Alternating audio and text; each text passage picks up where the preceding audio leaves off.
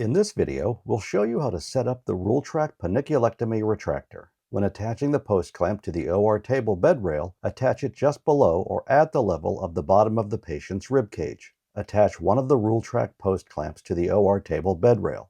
Open the jaws wide enough to be sure that you can attach it to the OR bed rail. Tilt the top jaw inward and place on the rail, and rotate the bottom jaw in and squeeze the jaws together while slightly tightening the knob, just enough to hold the clamp onto the rail, but not so tight that it has no movement. Do not use the cross handle to bring the jaws together. Squeeze them together and then tighten with the handle. Once you attach the first post clamp onto the bed rail, go to the opposite side of the table and put the other post clamp onto the bed rail on the opposite side. Eyeball it and get it as close as you can to be directly across from the other. Attach the post clamp in the same manner as you did the first one. Put the top jaw on, rotate the bottom jaw in, then squeeze the jaws together while tightening the cross handle just tight enough to hold it onto the rail, but not so tight that it doesn't move. Next, put one of the top posts on so that it sits perpendicular to the table. Then attach the other top post on the opposite side in the same manner.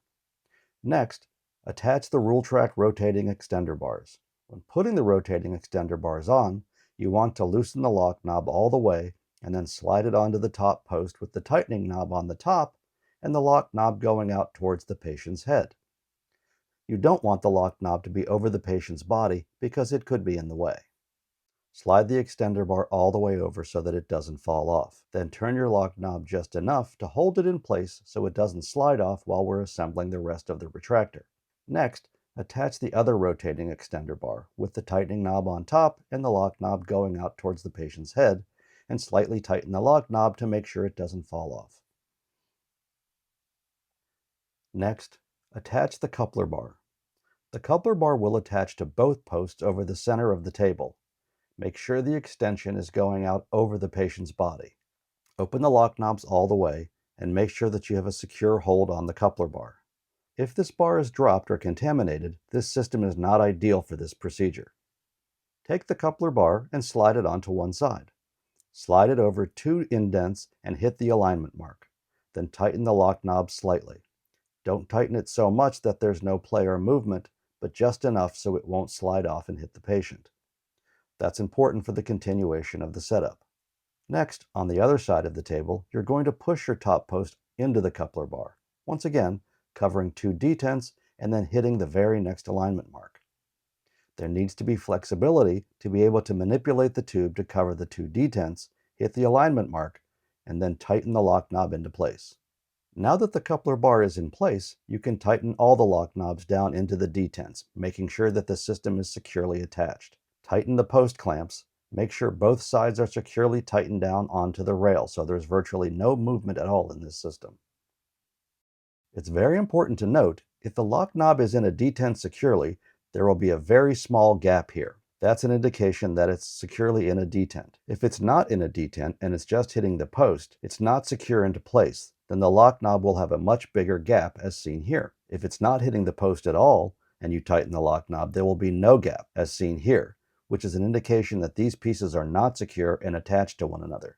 Next, we are going to attach our Rultract ratchet assemblies. When attaching the ratchet assembly to the extender bar, be sure that the handle is going away from the table, making it easier to turn the handle when it's facing toward the outside, and the spool is going toward the inside over the patient. Then slide it onto the rotating extender bar. Although there is no ideal position, be careful not to slide it too far back. If it's all the way back, the handle will hit the post. Place it somewhere in the middle of the extender bar between alignment marks and tighten the lock knob down into a detent. Next, take the other Rultract ratchet assembly and attach with the handle going toward the outside and the spool going toward the inside over the patient, and place it near the middle between the alignment marks. Tighten your lock knob and make sure that these are secure and tightened down into place. In order to be sure that the third ratchet assembly is tightened down into a detent, slide the ratchet assembly on, put your finger on the end of the post and make sure that the gearbox sits flush with the end of the post. That will guarantee that you are right over a detent. Then tighten the lock knob down to make sure that it's not going to slide off. An important note here, extender bars do get contaminated or dropped in the field. Then of course they have to be removed. If this happens, you can still use the retractor. You're just not going to have an extension over the patient. So what you would do in this case is put the ratchet assembly directly onto the top post and the spool out over the patient's body with the handle toward the patient's head. Then you will slide that on. Turn your lock knob just enough to hold it in place so it doesn't fall off as we continue the assembly. This is not ideal, but if you contaminate a rotating extender bar, this can be used in this way. Next, attach your AHAB bars. Give a little pull on the cable to make sure that when you put the bar on, the cable doesn't unwind all the way down to the patient initially, and it's locked into position. Then do the same to the other two AHAB bars, in the same manner as you did the first one.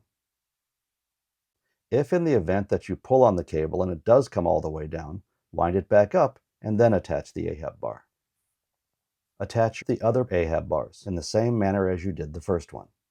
Now, the Rultract Panniculectomy retractor is ready for use. When using the retractor during a procedure, the rotating extender bars can be rotated in or out depending on where they need to be to get the proper retraction of the pannus itself. When you find the position that you are comfortable with, you can tighten the tightening knob on the top and lock it into position. If you loosen the lock knob on the extender bar, you can slide it down on the top post for better positioning.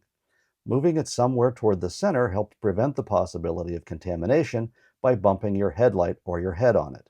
It will move more easily before you attach the ratchet assembly, but it can be moved during the procedure with the ratchet in place. Next, in order to lower the AHAB bars to the incision, flip the reversing ratchet lever to the opposite side and pull the AHAB bar down to the incision. Do not use the handle to lower the bar to the incision because the cable can get bound up in the spool.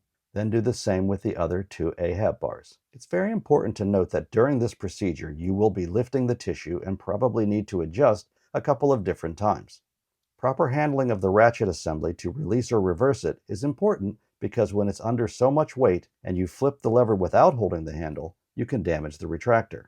Now we are ready to remove the Rultract Panniculectomy retractor from the OR table. The AHAB bars, which will be attached to the skin with towel clamps, can be used as handles to remove the tissue from the table. In some cases, the tissue can weigh between 30 and 60 pounds, or 13 and 27 kilos. You can use the AHAB bars to lift the tissue from the table, then remove it from the snap clip and lay it on the patient, and they can remain there until you're ready to remove the skin and tissue from the field. To take the retractor down, begin by winding the cable up into the spool and remove the ratchet from the extender bar. Hold the ratchet securely, loosen the lock knob, and slide it off of the extender bar.